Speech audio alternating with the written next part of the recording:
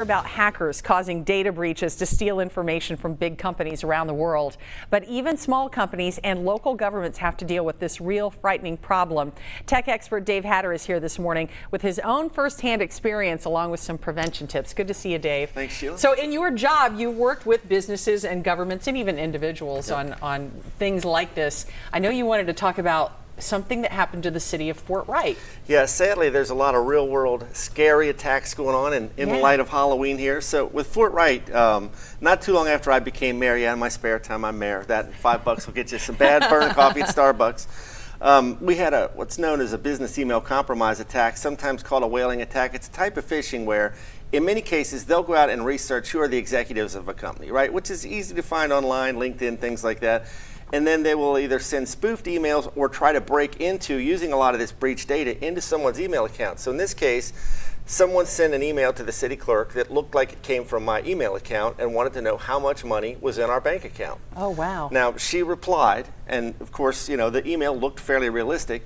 And then they sent another email wanting her to initiate an international wire transfer. Oh, that's when the red flag went up, exactly. Right? I hope. Yes, it did, thankfully. And because I'm constantly talking about these things and beating on this stuff, she picked up the phone, which is always a good plan. If you have even the most remote doubt, or if you just get something you're not expected, then use some kind of out-of-band communication channel. She picked up the phone and called me and said, "Dave, what is this email about?" I'm like, "I know what you're talking about, Joyce." And thankfully, she read it to me, and I'm like, "Yeah, that's some kind of scam. Stop whatever you're doing." But these things are very common because it's so easy to find out who these people are and then either send spoofed emails that appear to be from them or literally break into their accounts and use their email account to conduct this kind of fraud. So the tip for this particular case is don't hit reply on an email you're not sure of. Do what she did and call.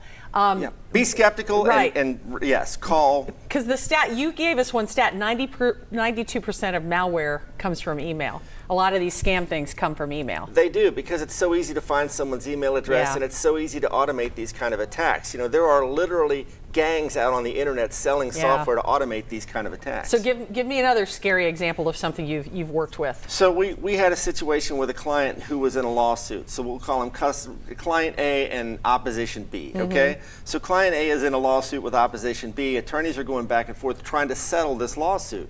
Someone breaks into their account, lurks around in this email for a while, and discovers there's this settlement talk going on. They then pretend to be the attorney for opposition B. They went through a whole process, and they did it fairly quickly because as soon as client A said, "I'm willing to settle for this amount," they said, "Okay, I'll take it."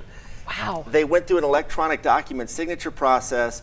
$120,000 was transferred to some hacker who was pretending to be the attorney for opposition B, and that money was lost. And these kind of things are happening all the time. That was lost forever.